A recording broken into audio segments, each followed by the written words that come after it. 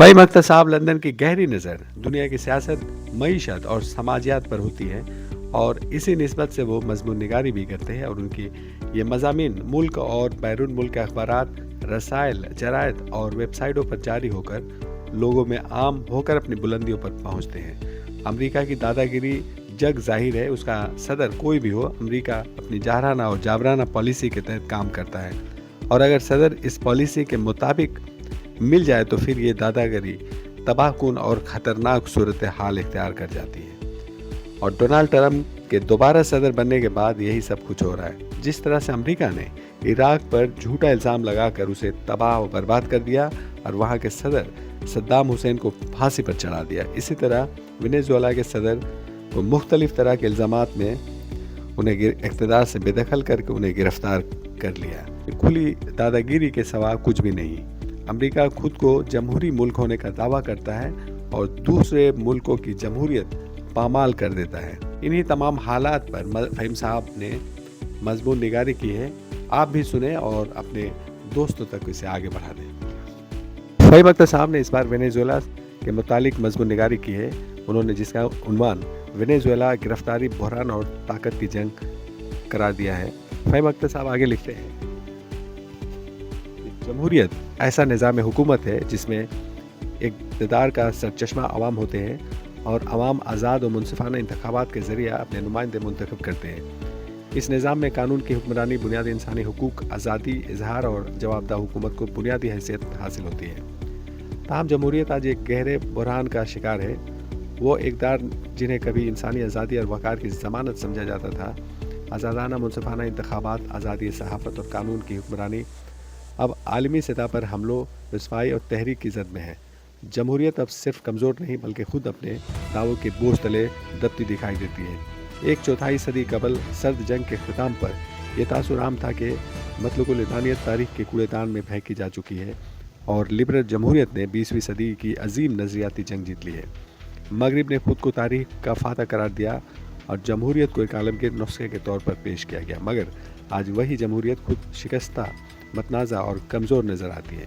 Freedom in world की reports के मुताबिक मुसलसल 12 बरसों से जमहूरी जवाल का शिकार ममालिक की तादाद इन ममालिक से ज़्यादा है जहाँ जमहूरियत मजबूत हुई। वो रियासतें जो कभी कामयाबी की अलामत समझी जाती थी, आमिराना तर्ज हुक्मरानी की जानिब वापस लौट रही है। जमहूरियत न सिर्फ बैरूनी आमरीतों से बल्कि अंदरूनी खोखलेपन से भी नबर्द आजमा है, लेकिन इस बहरान का सबसे ख़तरनाक पहलू ये है कि जमहूरियत को अब एक अखलाकी उसूल के बजाय एक सियासी हथियार के तौर पर इस्तेमाल किया जा रहा है। अमेरिका इसकी सबसे वाज़ा मिसाल है। वेनेजुएला में जो कुछ हुआ वो जमहूरियत के नाम पर जमहूरियत की तौहीन है।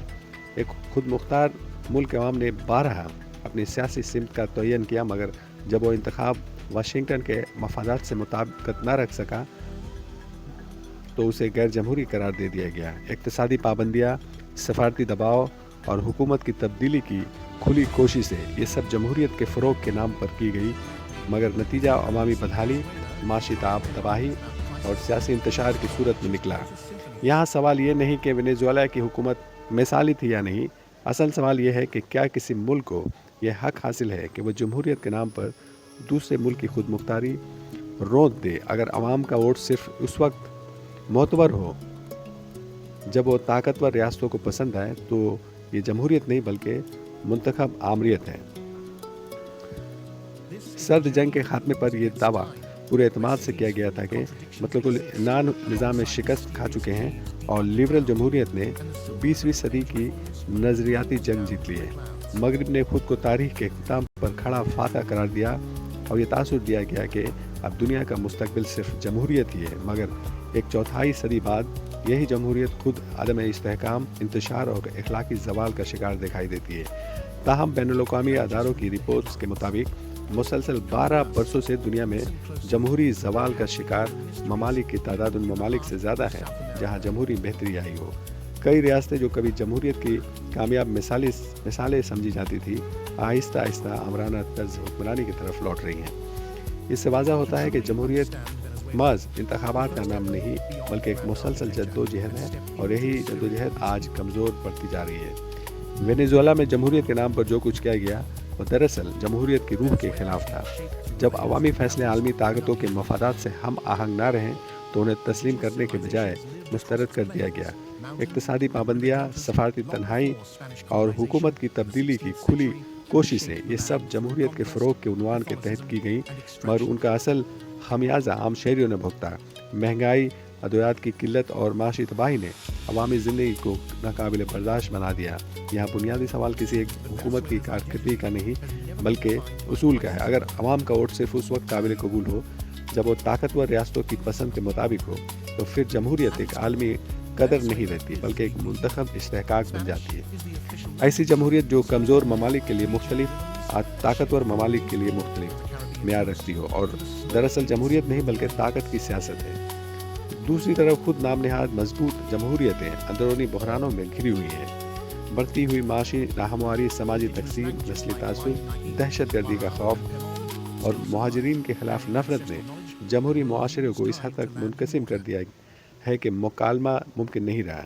سیاست مسئلے کے حل کے بجائے خوف کو فروخت کرنے کا ذریعہ بن چکی ہے۔ کچھ ملک ایسے ہوتے ہیں جہاں سیاست صرف حکومت کی چار دیواری تک محدود نہیں رہتی بلکہ ہر گلی، ہر گھر اور ہر انسان کی زندگی میں اثر ڈالتی ہے۔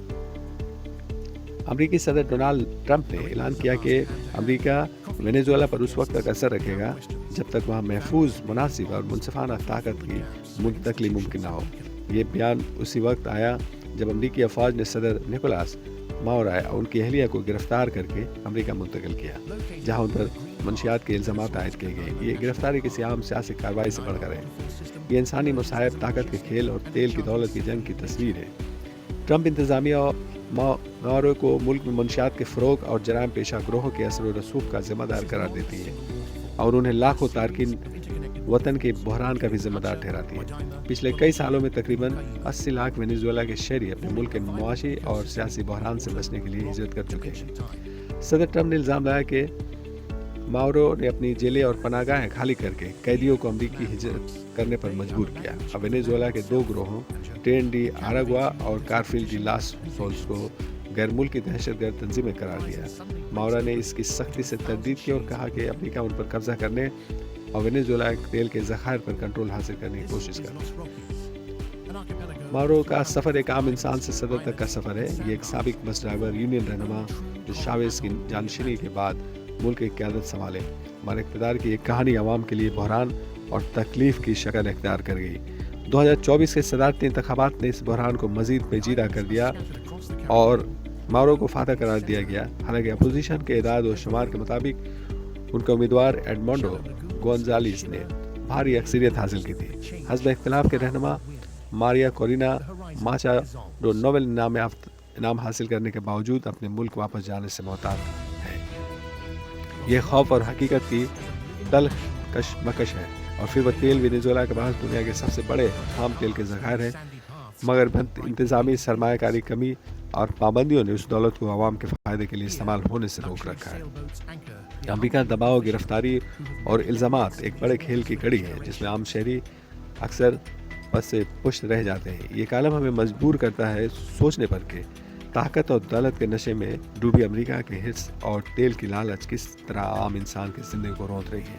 وہ لوگ جو بھوکے، بیمار اور خوفزدہ اپنے گھر چھوڑنے پر مجبور ہیں، وہ اس بحران کا حقیقی چہرہ ہے۔ گرفتاری، الزامات اور تیل کی سیاست کے بیچ سوال یہ ہے کہ وینیزویلا کے حقیقی وارث، اس کے شہری، اپنے ہی وطن میں کب تک محفوظ رہ پائیں گے۔ یہ واقعہ ہمیں واضح طور پر یاد دلاتا ہے کہ امریکہ اپنے تیل اور عالمی اثر و رسوخ کے نشے میں چور دنیا کے امن کو تباہ کر رہا ہے اور لاکھوں انسانوں کا جینا حرام کر رکھا ہے۔ مگر مان لیا جائے کہ وینیزویلا کے صدر امریکہ کے پسندیدہ صدر نہیں تھے تو یہ ہرگز مطلب نہیں کہ امریکہ اپنے فوجی طاقت کے ذریعہ انہیں گرفتار کرے، ظلم ڈھائے اور ایک پوری قوم کو خوف میں مبتلا کرے۔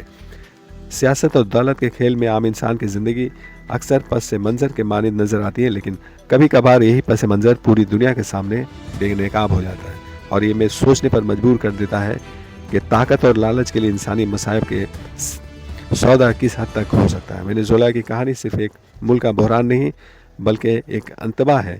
جب طاقت اور لالچ انسانیت پر حاوی ہو جائے تو امن، زندگی اور انصاف سب دبا دیے جاتے ہیں۔